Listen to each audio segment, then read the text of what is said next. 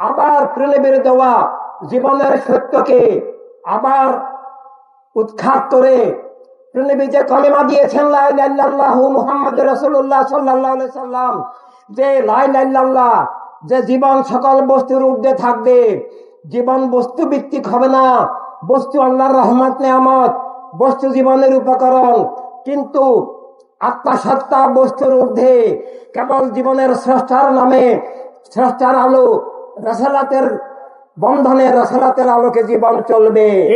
আমাদের এই সত্য, কলেমার মৌলিক সত্য সব মানুষের জন্য। এর বিপরীতে আমরা দেখেছি আইয়ামে জাহেলিয়াতের ভাষা, গোত্র, দেশ, রাষ্ট্র, লিঙ্গ, বর্ণ, রাষ্ট্র, বর্ডার, শ্রেণী, পেশার ভিত্তিতে মানুষের সত্তা তৈরি করে, বস্তুবাদী জাতীয়তাবাদী চেতনা তৈরি করে, বস্তুবাদী জাতীয়তাবাদী গোত্রবাদী স্বৈর রাজনীতি তৈরি করে সত্যকে রুদ্ধ করা, জীবনকে ধ্বংস করা, মানুষের মধ্যে বিভেদ, বৈষম্য, হিংসা, বিদ্বেষ, শত্রুতা তৈরি করে অখণ্ড মানবতাকে ধ্বংস করা, সত্যের প্রবাহকে রুদ্ধ করা, অধিকার স্বাধীনতা হরণ করার জন্য একক গোষ্ঠীর স্বৈর রাজনীতি কায়েম করেছে।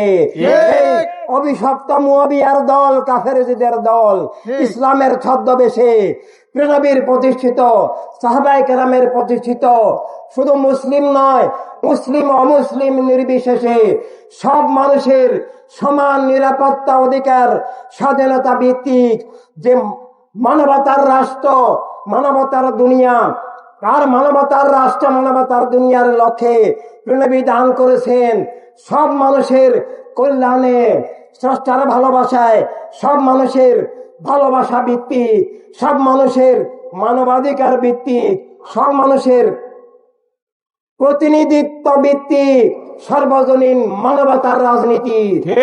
রাজনীতি হতে হবে জীবন নীতি হিসাবে। রাজনীতি একক ধর্মের নামে হবে না, একক জাতীয়তাবাদের বস্তুবাদী ধারায় হবে না। রাজনীতি, রাজনৈতিক দল দাবি করতে হলে, রাষ্ট্র দাবি করতে হলে সেটা সর্বজনীন মানবিক হতে হবে। আর আল্লাহ তাআলা এটাকেই বলেছেন রাহমাতাল লিল আলামিন। আল্লাহ তাআলা নিজের নাম ঘোষণা করেছেন রাব্বিন নাস, মালিকিন নাস, ইলাহিন নাস। রাব্বিল আলামিন সব মানুষের মালিক, প্রভু, সব মানুষের জন্য জীবন, অধিকার, স্বাধীনতা, নিরাপত্তার দাতা।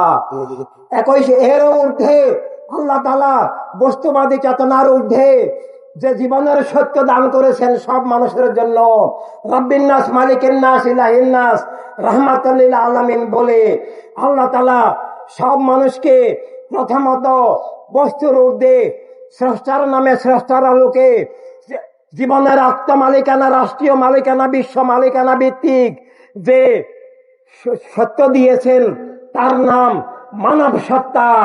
যে আমরা মানুষ, নারী, পুরুষ, বাঙালি, বিহারি, আরবি, আমেরিকান, সাদা, কালো, এসবের ঊর্ধ্বে, ধনী গরিব এসবের ঊর্ধ্বে, বর্ডারের ঊর্ধ্বে জীবনের আত্মপরিচয় কেবল স্রষ্টার নামে, লা ইলাহা।